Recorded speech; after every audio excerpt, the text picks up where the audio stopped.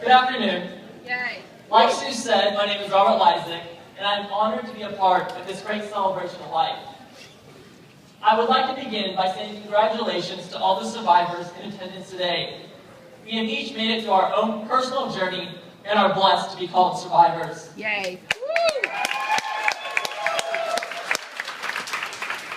I would also like to take a moment to say thank you to all the healthcare workers and caregivers in attendance today, because without you, none of us would be here. Yay.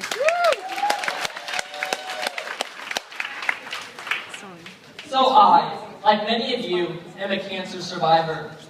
And I, like each of you, have a unique story of what brought me here today to this great celebration of life. But today, I am honored to be able to share my journey with cancer and where I am today because of it.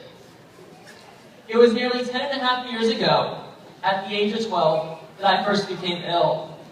I had a persistent fever of 105 degrees, and my doctors began running blood tests. I was sent to specialist after specialist, and each of them found nothing. It was finally after 3 weeks of numerous blood tests and finally a bone marrow biopsy that the oncologist came back saying I had acute lymphoblastic leukemia, also known as ALL. It was over the next few days that doctors began to prepare me and my family for what the next 3 years of my life would hold, and even gave us a huge 3-ring binder with each day of my life planned out for me. I began treatment immediately, and like doctors had initially said, the first year was very difficult. I was at the clinic several times a week for treatment and in and out of the hospital for numerous complications. Because of these complications, doctors used to joke with me and say, hey, if anyone's going to react to something, it's going to be you. I would get a shot of something and instantly turn red with red bin syndrome. Or a nurse would begin an IV drip and I would suddenly become short of breath. One of the medications even caused such severe damage to my heart that one of the doctors told me, in a very matter-of-fact way, if we don't continue with this treatment, the leukemia will kill you. So, if we have to do a heart transplant down the road, we have to do a heart transplant. Tough words for anyone to hear, let alone a 12-year-old boy. Thankfully, my heart has recovered and it is no longer an issue today. After the first year, things began to settle down. I was able to get back to school and start living life again. But in May of 2004, after 17 months of treatment, I began having blurry vision in my left eye. Doctors first thought it was a viral infection, but found nothing after several tests. It wasn't until a month later, after several biopsies, the doctors determined the leukemia had relapsed through my optic nerve, causing permanent damage to my vision in my left eye. I had cranial radiation over the summer to keep the leukemia in check, but doctors ultimately determined a bone marrow transplant was the next course of treatment. On September 7th, 2004, what should have been my first day of high school, I was admitted to Dornbecker's Children's Hospital in preparation for transplant. I had 3 days of what's called industrial strength chemotherapy, followed by 3 days of industrial strength radiation to kill the remaining cancer cells and to completely destroy my immune system.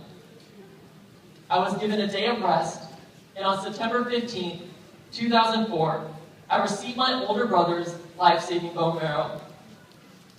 Things appeared to be going well for the first 2 weeks, but I began having difficulty breathing. Doctors ordered an x-ray of my lungs and found they were 3/4 full of either blood or fungus. They weren't sure which. By the end of the day, I was in the pediatric intensive care unit on a ventilator and in a medically induced coma. The doctors knew that treatment needed to begin immediately, but without time to do a biopsy. So doctors knew the treatment had to begin immediately, and without time to do a biopsy. Sorry guys, okay. The doctors knew that treatment needed to begin immediately, but also knew if they chose the wrong treatment, it would be fatal. With no time to do a biopsy, my transplant doctor made the decision to treat for blood in my lungs. My parents were also told that I may not be alive by morning and needed to call needed to call the rest of my family in to say their final goodbyes. That was the longest, darkest, most prayer-filled night for my family. But by the following morning, doctors had noted some improvement. I remained on a ventilator for an additional 5 days and in the PICU for additional 8 before returning to the transplant ward. In total, I spent 44 days in the hospital for transplant, but that was really just the beginning of my journey. Over the next 3 years, I was treated for chronic graft-versus-host disease, a common side effect of transplant, but mine was quite severe. Part of the treatment included high-dose steroids, which created their own set of complications. I quickly went from a mere 125 pounds of skin and bones to 180 pounds of steroid water weight, swelling up like a balloon. Additionally, the steroids caused my joints to deteriorate, and I was completely immobilized just a year after transplant. I spent the next 3 years in a wheelchair, not knowing if I would ever walk again. After consulting with several orthopedic surgeons, we finally found one that was willing to operate.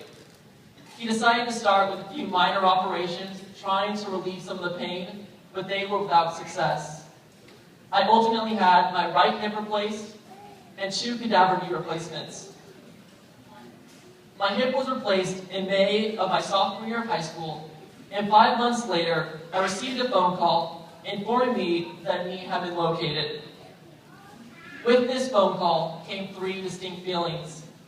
The first being joy, that I was one step closer to being able to walk again. The second was my heart going out to the family that had just lost a loved one. And the third is when I realized the person on the other line said A, knee had been located, not 2, meaning I still had to wait for a second knee to be procured.